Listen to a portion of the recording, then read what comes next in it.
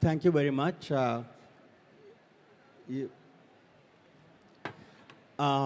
so it's a bit of a quandary, actually. An introduction to William. It's it's truly a man who doesn't need any introduction. I mean, no, not in the cliched sense.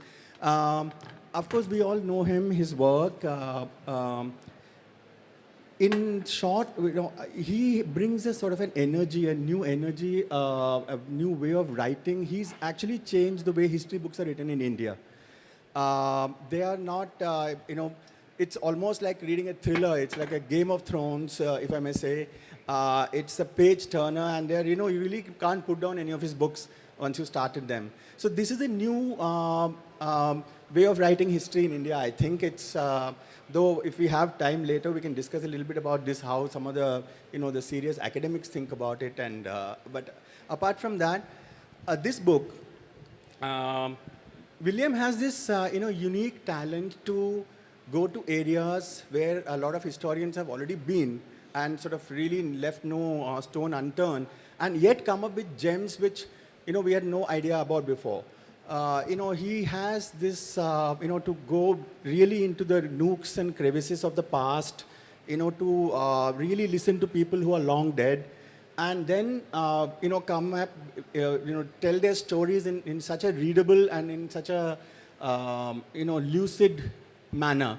So that I really think is his major, the biggest contribution. And really, like I said, I think, history, the way the history books are going to be written after this, they have to sort of measure up, in some ways to what the work that you've done.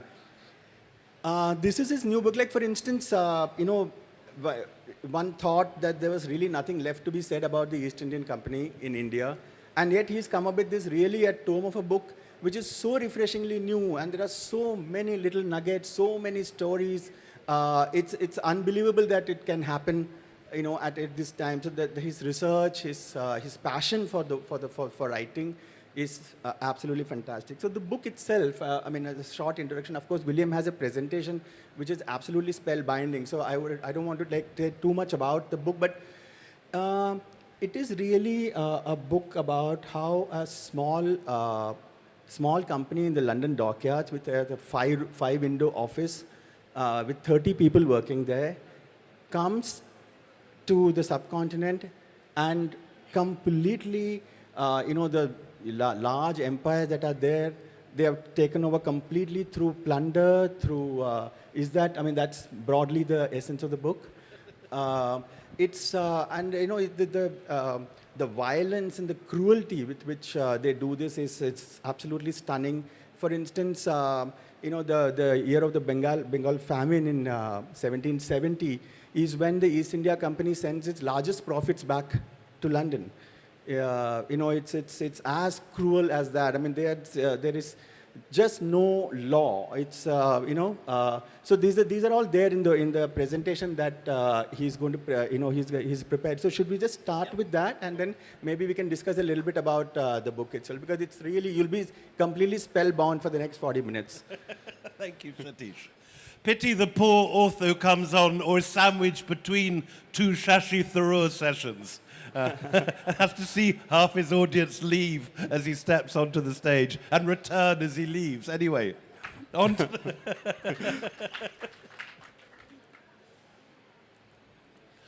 one of the very first Indian words to enter the English language was the word loot. Loot was unknown outside the Hindustani heartlands until the 18th century, when it suddenly made an appearance in the English language and spread all over Britain. And if you want to understand how that happened, you could do a lot worse than go and visit this place, which is Powys Castle in the Welsh Marches. From the outside, it's a perfect English castle with Tudor box hedges and sort of Jersey cows chewing the cud in the parkland outside. But go inside and you find something rather different. Because Powys is chock-a-block with Mughal loot. There are more Mughal artifacts in this castle in the Welsh countryside than there are in any one collection in this country. room after room of swords, shields, talwars, Hindu statuary, elephant armor, and one or two quite major items of very important Indian artifacts. This is, in the foreground, the palanquin of Siraj-ud-Dowlah of Bengal, left abandoned on the battlefield of Plassey. Go through the arch at the end of the slide, and you'll find yourself in the campaign tent of Tipu Sultan. So what is all this loot doing in the middle of the English countryside? If you walk outside the treasury and look at this picture, which sits on top of the arch leading into it, you'll begin to get some of the answer. Now, this picture is by an artist called Benjamin West. It's not a very good picture, but it's a very important picture. In the center sits a Mughal prince in cloth of gold, and he's handing a white document to a slightly overweight, powdered and periwigged English gentleman. And this, of course, is Shah Alam handing the Diwani to Robert Clive. Now, the Diwani is not a word that means anything to anyone really in Britain or in India today, but what it effectively means is an act of involuntary privatization. Because what Shah Alam is doing is he's handing over the rights to collect the taxes, to mint the coins, and to run the finances of the three richest provinces of the Mughal Empire. Today, one probably thinks of, I don't know, the Punjab, Maharashtra, and Gujarat as the three richest provinces in this country. But in the 18th century, it was Bengal. Why? Because there was 1 million weavers in Bengal, which at that period were producing the world's finest textiles. Incredible quantities of very low-cost but high-quality cotton that was so much in desire that you actually get deindustrialization as far away as Mexico because of the imports of cheap Indian cotton. But also silks further down the coast, on the Andhra coast, kalamkaris, incredible Mughal embroidery which was desired in Rome and Venice and Genoa and France and the Low Countries. And since Roman times, India had produced incredible luxury items that people in the West wanted. And India wanted nothing back in return except gold and silver.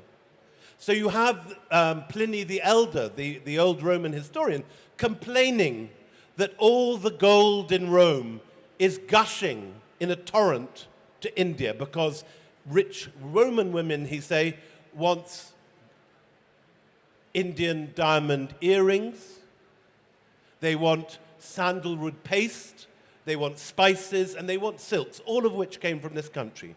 So from long before the Roman period, right up until 1764, Western gold gushed in a torrent into this country. With this act, Clive, if you like, turned a switch which reversed that current. For from this moment, the riches of India flowed to Britain.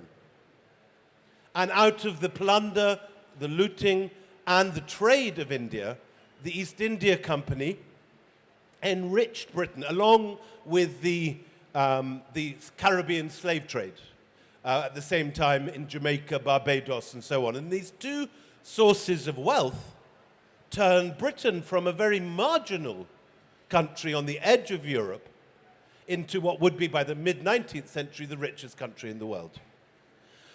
And it's very important to get the figures. When the East India Company is founded, India is producing just under 30% of the world's GDP. That's about 28.5% is the estimate of Angus Maddison, who's done the work on this.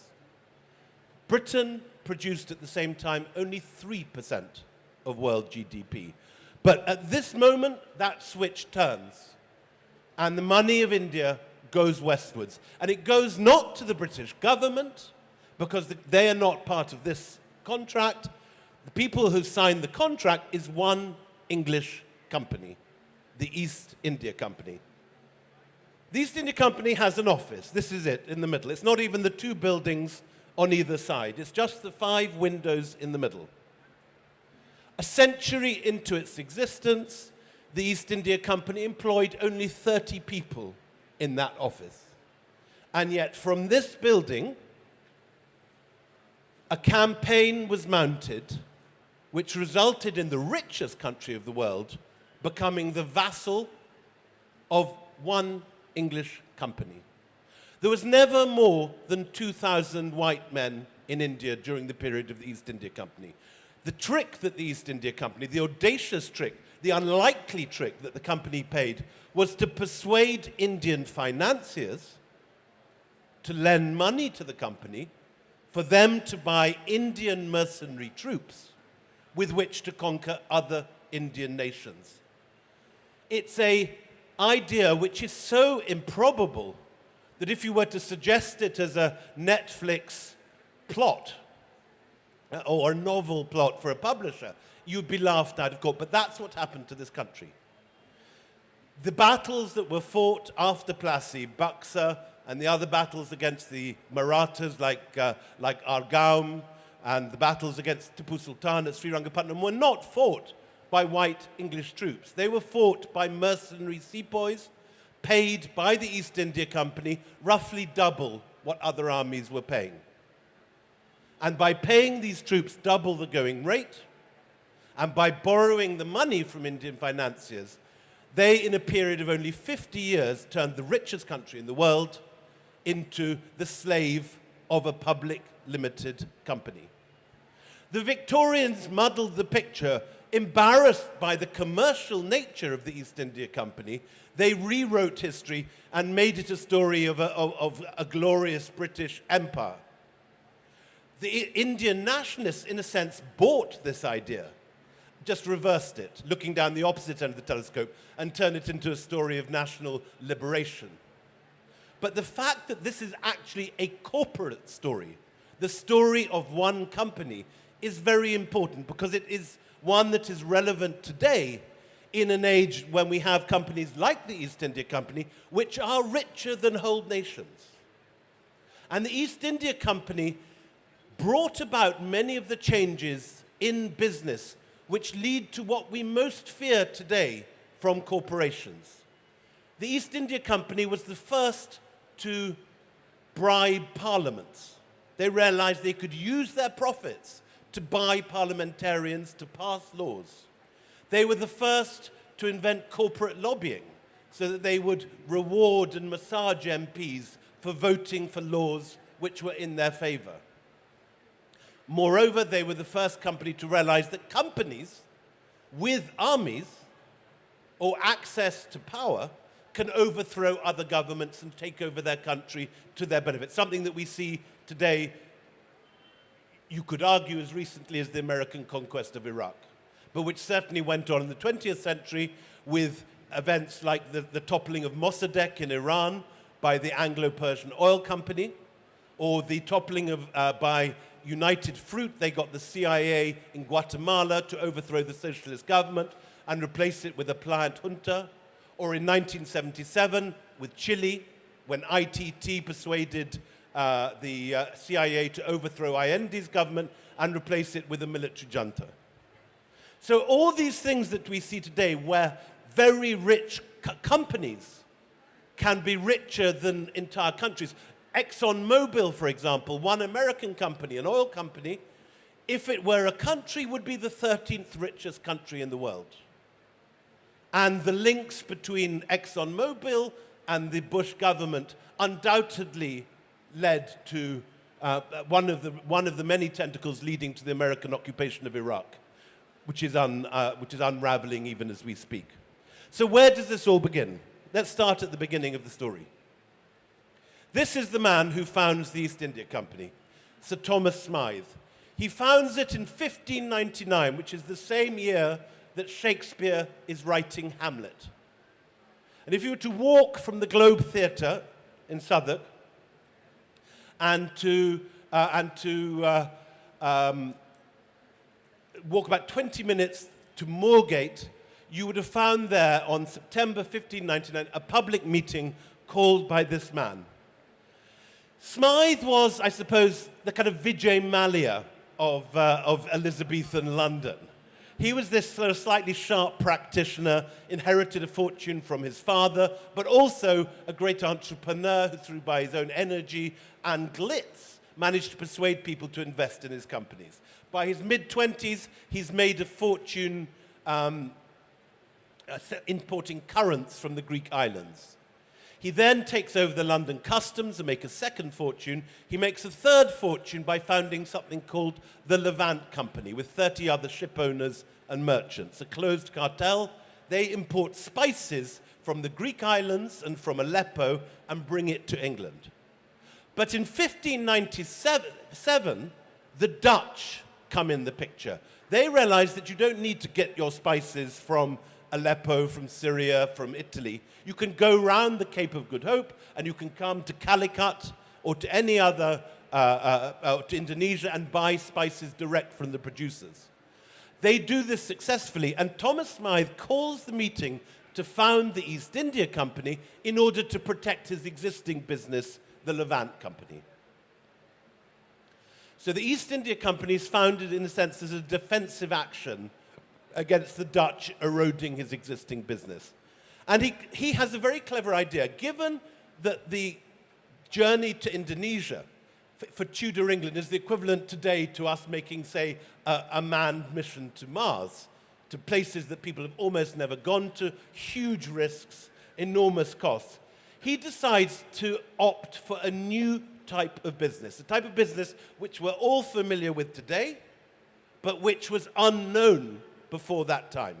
And that type of business is the joint stock company. Previously, all over the world, all businesses were family businesses. Marco Polo going to China went with his father and his uncle. The Medici founding the bank, it was a family bank. All their cousins pooled their capital, they lent money. Then you had guilds, which were craft associations, where everybody, say, who was a Suffolk wool merchant would pool their money and buy goods from, say, Belgium. A joint stock company is different in that you don't have to be part of the family and you don't have to be part of a business to be part of it. Basically, it means that anyone can invest and they don't have to play any part in the running of the company. They just get a share of the profits concomitant to what they put into the company. An idea that is the basis of every company today, but a revolutionary idea in the 16th century. Unknown in India, unknown in China, and it had only been tried 3 times before in Tudor England.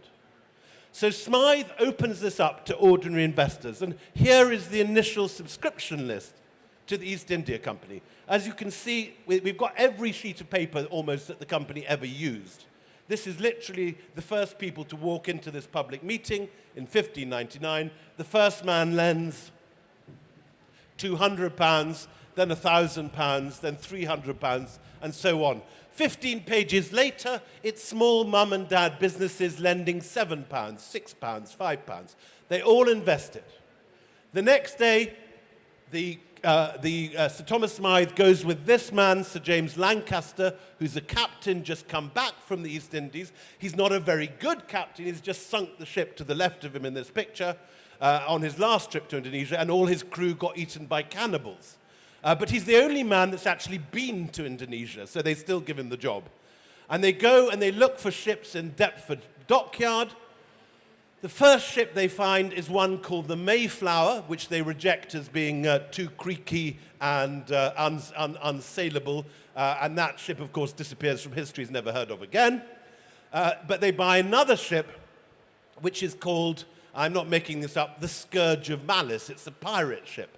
And they realize that the Scourge of Malice is not a very good name for a business ship, so they change its name to the Red Dragon. So it sounds like a nice, comfy pub in the English countryside. And they sail it off. They don't get very far. They get off the cliffs of Dover, and then the wind dies. And for 2 weeks, they're sitting bobbing, and people are having picnics on the cliffs, laughing at them, saying this lot will never make it to Indonesia. But eventually the wind does pick up. They do make it there. And just as they're heading into the island of Run, where the nutmeg comes from, they find a Portuguese ship coming in the opposite direction. And being pirates, they just board the ship, move the stock from one hold into their own hold, and then they sail back to England, where they sell the spices for £1 million.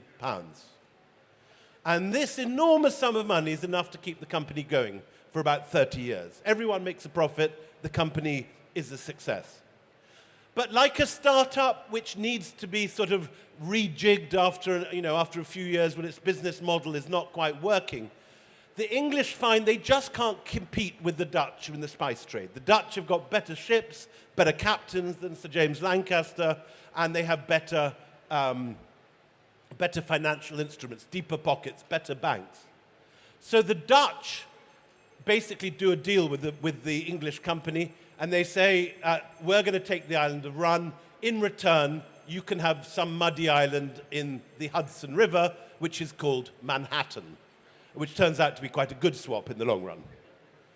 Anyway, so the English company has to think again, and it gives up the spice trade, and instead, this is now 1630, Shah Jahan is on the throne, Mughal aesthetics are reaching their peak, the Taj is being built, the Padshah Nama is being painted, and Mughal textiles are suddenly, these incredibly beautiful textiles with poppy patterns and so on, have reached their peak of beauty. And the company realizes there's a market for this all over the world. So they refocus their efforts not on Indonesia and the East Indies, but on India itself. And this is what makes their money. They suddenly realize the money to be made is here in India. And this is an incredibly lucky gamble. The Mughal Empire goes on to become, very shortly afterwards, the largest industrial power in the world. When Modi and the BJP talk about the Mughals, they present them as these effete tomb builders that sat around in harems dripping with jewels. The reality, which we kind of missed, is that the Mughals put India's industry back on the front seat. India had not been the world's largest economy since the time of the Mauryans, the early centuries BC. But in the 18th century, India again becomes the world's leading economy due to the textile trade. And the East India Company, parasitical on this, ships Mughal textiles around the world and makes a fortune. Very soon, the company's bought a new headquarters in Leadenhall Street. It's got its own dockyard, making ships in Deptford. And all goes well until the death of Aurangzeb breaks up the Mughal Empire. And quite suddenly, what had been a very stable political unit, encompassing almost all of India, though not, of course, Kerala, becomes fractured. The Marathas erupt up the coast. They burn Surat. The Sikhs are rising up in the Punjab. The Jats are rising up in the Doab. And everyone's beginning to wonder who is going to get to loot Delhi. Because Delhi, at this point, is the largest city in the world. 1 million people. Incredibly rich, full of all the loot that the Mughals have looted from the rest of India and the sultans before them. And they wonder, is it going to be the Marathas? Is it going to be the Sikhs? Is it going to be the Jats? In the end, it's none of them. Because the surprise entry of this man, Nadir Shah. Nadir Shah is the son of a man who makes fur hats. Very humble birth. But he rises to the top of the Persian army. He does a military coup, takes it over. And in order to get the money to fight his real enemies, who are the Persians, and who are the Ottomans and the Russians, he goes on a looting spree to India. Now, he doesn't imagine he'll ever get as far as Delhi, because the Mughals have this army 4 million strong. But in actual fact, Muhammad Shah Rangila is not a military leader, and no one has realized how weak the Mughals actually are. They go into Afghanistan, they conquer Kabul, they conquer Kandahar, they come down the Khyber Pass, they conquer Peshawar and Lahore, and eventually the Mughals realize the threat. Nizam-ul-Mulk comes up from Hyderabad, Sadat Ali Khan comes from Awadh, and Muhammad Shah Rangila comes up from Delhi. And 1.5 million men assemble at Kurnal in the plains north of Delhi. It's the largest army in Indian history. The trouble is that the whole of the Khan Market social crew have come too. Dancing girls, girls in Dior glasses, taking selfies, all that kind of stuff. Or their 18th century equivalent. And the Mughals have let themselves fall behind in military technology. They're still fighting with horse armor and with swords and shields, when the Persians under Nadir Shah have got the latest military gizmo, which is something called a swivel gun. Swivel gun can sit on the top of a horse or a camel, and it fires an enormous lead bullet which can pierce any armor. But the Mughals don't know this. So the Persian army is only 160,000 strong.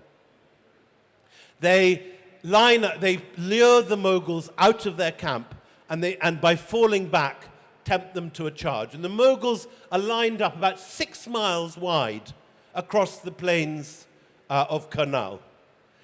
They go into a trot, then a canter, then into a gallop.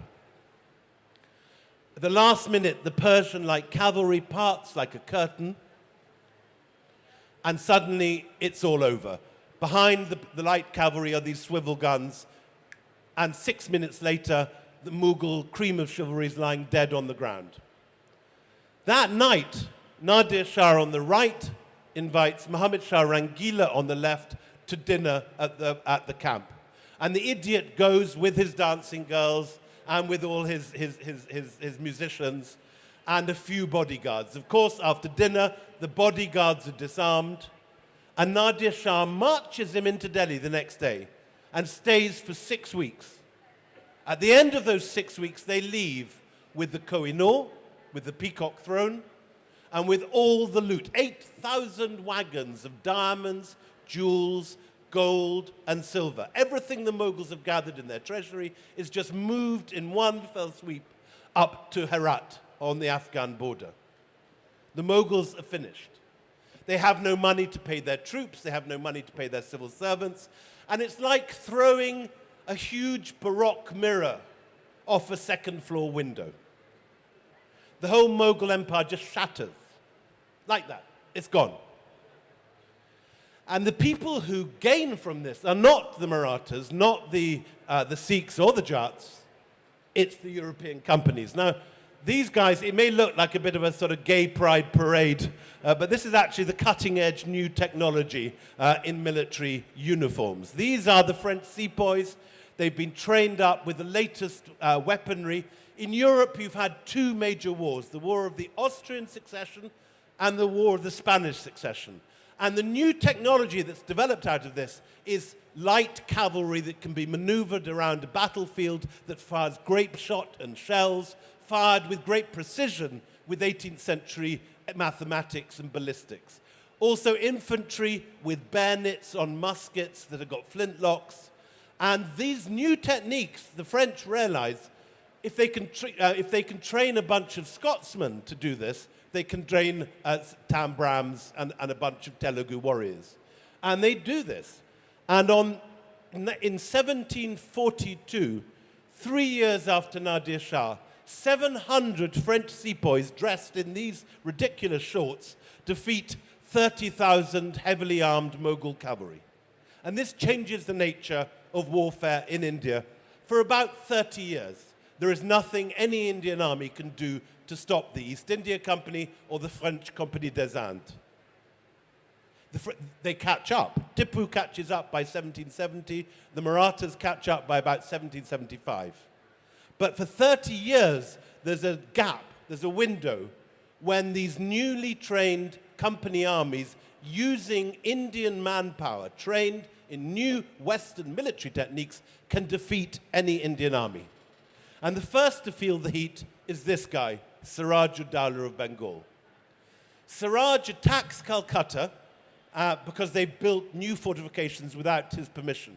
But he's done it at the wrong time. The day that the news arrives in Madras of the fall of Calcutta, by pure chance, a Navy squadron has for the first time arrived off Madras. And the man in charge of it is this guy, Robert Clive. Robert Clive had been sent out to India not to take on Siraj-ud-Dowlah, but to take on the French. False information, a dodgy dossier, rather like the dodgy dossier which led to the war with Iraq, had led the East India Company to believe that the French would send a huge fleet to Calcutta. This was entirely wrong. The fleet in question was actually going to Canada.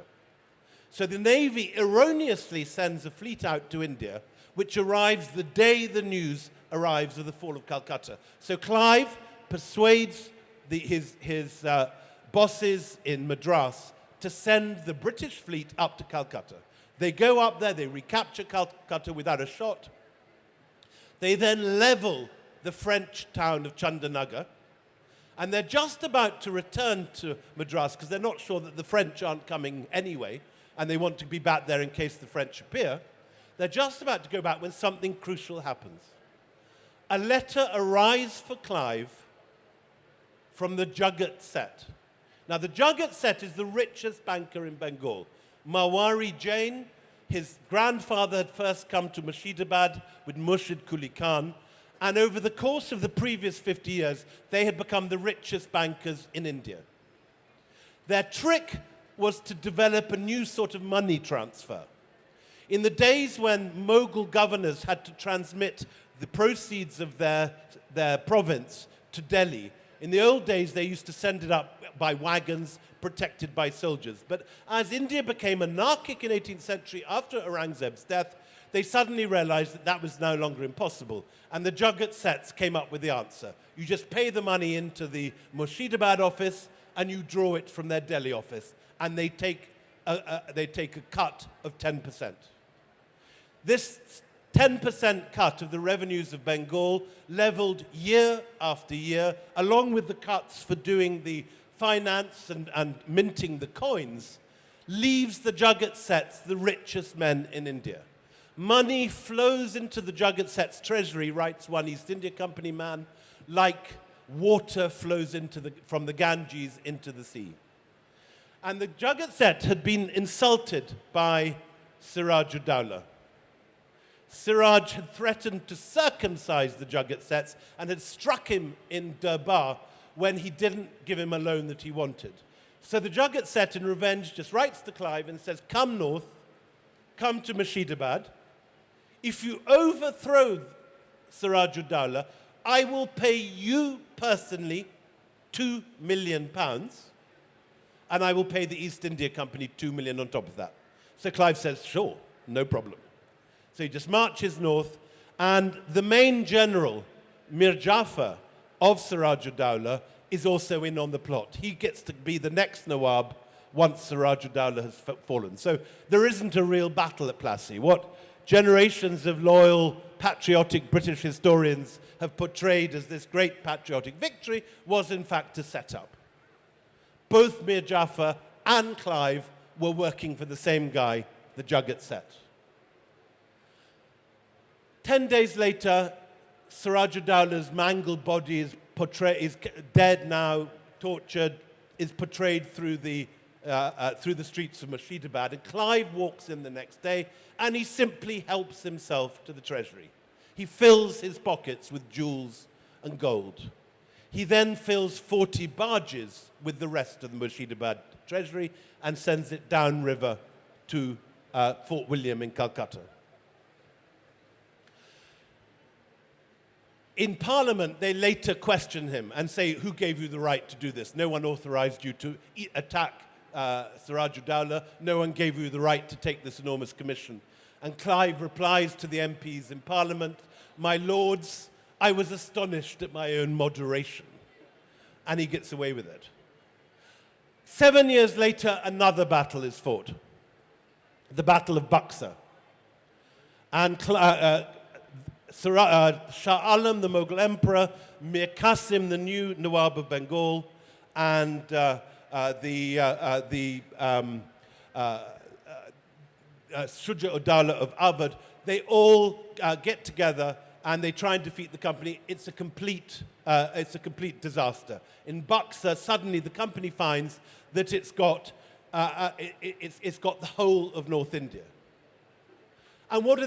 They do what any company does. They asset strip it.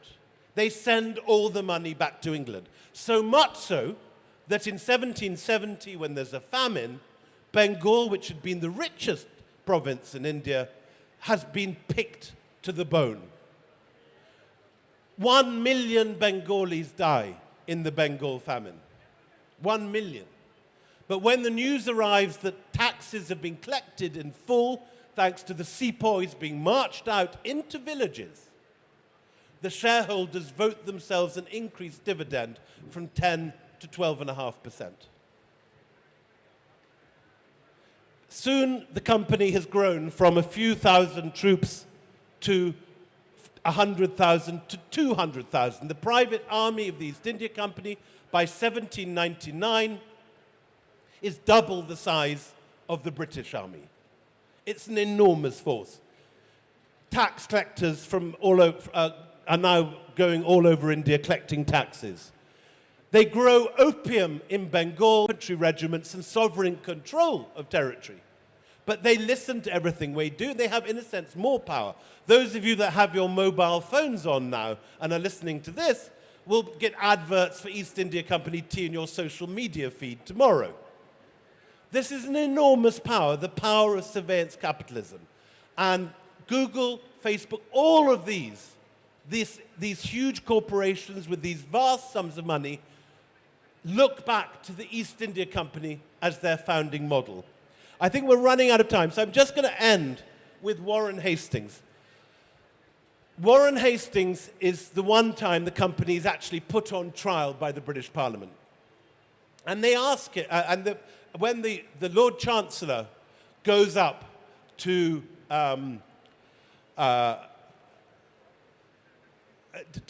begin the impeachment, he makes this speech, which I'll just end on before I hand over to Satish. He says, companies, corporations, have neither bodies to be punished nor souls to be condemned. They therefore do as they like.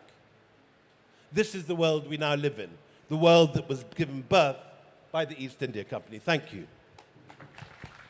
Thank you very much, William. That was absolutely fantastic. And, I must say it's one of the, I worked hardest for this session. I had, before we throw, the house open for questions, I had one quick question. Nobody rose against this in London, the atrocities, the cruelty, the plunder, did nobody have any voice? I mean, the parliament, the people, how did they, they just got away with it? So the company had an exclusive charter from Elizabeth I when it was founded, giving it the right to trade with the East, everything east of the Cape of Good Hope. They also had the right to give passports, so you couldn't have been investigated. You couldn't send a crack investigative journalist from Outlook magazine or something to India without an East India Company passport. So no one knew where this money was coming from. Only the company got to go there. And in 1770, when 1 million Bengalis died, then you begin to get cracks in the system because there are whistleblowers. People are so horrified. There are some men of conscience in the company who write these extraordinary books. So Alexander Dow is the first, William Boltz is the second. And they write these damning books, laying out how the company has taken the richest province in the world and turned it into a dust bowl. But there's also, after that, many other whistleblowers who write letters to the Gentleman's Magazine, to the Spectator, the Tatler, the Georgian Press. And these guys lay bare exactly what has happened in India, as a result of which there are protests in India, as a result of which Clive is put before Parliament and has to justify what he's done, and as a result of which you get, for example, a play in the Haymarket where Clive is satirized as Lord Vulture. But ultimately, as so often happens, think today of the way, in a sense, that the Tatas, the Adanis, and Reliance have paid for the BJP. By corporate donations, they have enabled this government to come to power.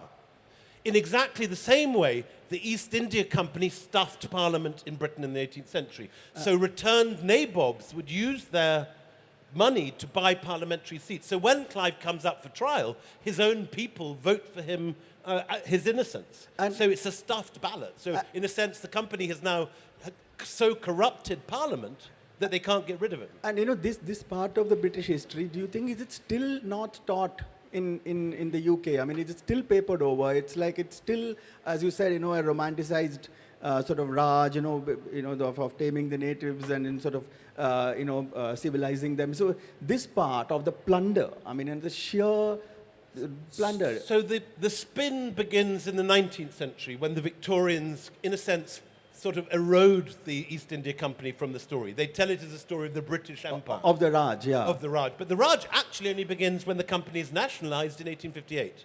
And the Raj is this brief period between 1858 and 1947, which actually is a blink in the eye of Indian history. The long period is 1599, the founding of the company, to 1858, which is 250 years.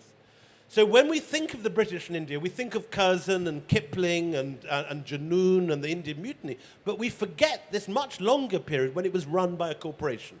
And in a sense, the only honest thing about the company was it never made any noise about civilizing mission or building railways or, that or is rubbish, a spin, that's or rubbish a spin. like that. The company is about making a profit in the same way that Goldman Sachs is about making a profit today. It's understandable that the shareholders are very happy with what's happening here. But what beats me is the people. The press, as you said, is quite alive at that time. The parliament is on. I mean, they are fair-minded. But we don't need to look far in this country today to see how both the press and parliament can be corrupted by corporate money. Yeah, that's true. So it's what Tata and Reliance are today, the East India Company was in the 18th century. Okay, I think we just have about 10 minutes. I'm sure there are lots of people wanting to ask you a lot of questions. So I think let's throw open the house for this lady here in the black. Oh, if you've got the microphone, let's start, you first, and then that lady second. Start, ma'am. Yeah, I vaguely remember that one of your ancestors, I think it was A. Dalrymple. Hundreds of them. The one who worked in the East India Company. No, they were all there. Yeah. So I think he was one of the first ones to compile the continuation of Malabar something on a book. Alexander Rimbaud was a cartographer, correct? Yes. So my question is there a possibility that because Calicut was where it all started, will you please write a book about I would love to write a Kerala book. And it's very different from the Mughal India. As long as I have good fans keeping me from total perspiration failure, I will. We'll get you an air conditioner. Please do. No, I would love to write more about this part of the country. I haven't spent much time here up to now, and I would love to. Thank you. This girl here? Yeah. The girl in the black shirt there next. You carry on. She can ask the next one. Hello, sir. Hello. Sir, there's this talk about modifying the Indian history in the school books, wherein, they talk about removing or cutting down the Mughal period and bringing in more Rajputs or, whatever. What do you think about that? Well, I think history does need to be rewritten for every generation. That's what historians do. And it is true that the Nehruvian textbooks of the 1950s were written. Everyone in the intelligentsia of the 1950s was very to the left. It was very Marxist. So you do get those early textbooks slightly giving a rose-tinted picture of Hindu-Muslim relations. But the point was these guys were grand professional historians who knew their sources, whose work in other fields, was cutting edge. And the trouble is that when the last time the BJP changed the textbooks under the Vajpayee regime, they got in a bunch of amateurs who were not proper professional historians and whose books were riddled with errors and were deliberately polemical on the other direction. Somehow you've got to get to a system where you can get a neutral professional historians who are not far to the left or far to the right, giving unvarnished facts. And in a sense, no one anyway reads textbooks. This is what, in a sense, we go to historians for. So the kind of historians you've seen here at this festival, Manu Pillai, Pallavi Sharma, and so on, Vikram Sampat. In a sense, these are the guys you should be reading and questioning and looking at. But yes, there is a problem. And there's only one other country in the world I know where history is so politicized, which is Palestine-Israel, where there are two completely different versions of history. If you're a Palestinian, your understanding of your country's history is in every way totally different from what an Israeli's understands of his past. That's true. And so, I mean, it can be worse than it is here. There are, neutrally agreed facts in the history of this country which can be taught to children. She's got the mic, I think, after that. You finally got the mic. Yeah. Hi, sir. Hello. First of all, the book was absolutely fantastic. Thank you. Okay, so you have said that the East India Company got the support of the Jagat Seth at first, and in most of the cases, the Indian rulers had an upper hand. Most of the wars, Indian rulers had an upper hand against the company, but they kind of deviated at last for looting and all. So there is fault in both parties. But So to understand why the East India Company won, how in 50 years one company took over India, it's very important to look at it dispassionately. And first of all, to understand that India, post-Aurangzeb, had dissolved in many places into an anarchy, particularly in the Hindustani heartlands around Delhi and Agra. There were rising areas like Awadh, Hyderabad, Pune, where there was a lot of prosperity. But it was very difficult in this period to travel from one place to another. The roads were full of brigands. It was full of unrest all over India. And many people, particularly in Bengal, took the view, rightly or wrongly, that the company was the least worst option. The company at this point had established Calcutta rather like Dubai or Singapore today as a tax-free zone. So if you were a Jagat Seth or a Mawari moneylender, if you went to Calcutta, you didn't have to pay tax. You escaped the Mughal tax net, which was a much higher taxation rate than we pay today, the modern Indian government. So many traders found the East India Company to be to their liking. And the company was a company. It understood interest rates. It understood lending money, repaying on time. And so it naturally found, in a sense, friends and allies among other financiers. So it wasn't just the Jagat Seths. It became Gopinath, the great banker in Benares, and these other big bankers in Patna and Allahabad compete to lend money to the company, assured that they will get their money back. And we have got to understand that. In a sense, what the British need to understand, and which they haven't come to terms with, is the degree to which their fortune came from plunder and looting. But India needs to understand, in a sense, how much it came from collaboration and disunity, and to understand how that happened. Because unless you understand why the Bengalis chose to support the company, and the answers are quite simple. One of the clever things the company did quite early was to break up the old Mughal Jagirs. So previously, under the Mughals, one man would be given an enormous estate to draw revenue from. The British company fractured these, put them up for auction, and the Bengali Bajralok bid for this. The Debs, the Maliks, the Tagores, the Ghoshes, the Banerjees, the Chatterjees, all these guys become landowners, become zamindars at this period, thanks to the company. They become part of the system. Then the company very cleverly offers high-interest bonds to the people of Bengal to invest in. So they get the opportunity of getting their money back guaranteed in 5 years. And that's how the company raises money for its battles, by tempting people with greed and interest rates to invest in the company. So it becomes the least worst option for many people. They prefer it to the Marathas. They prefer it to the Mughals.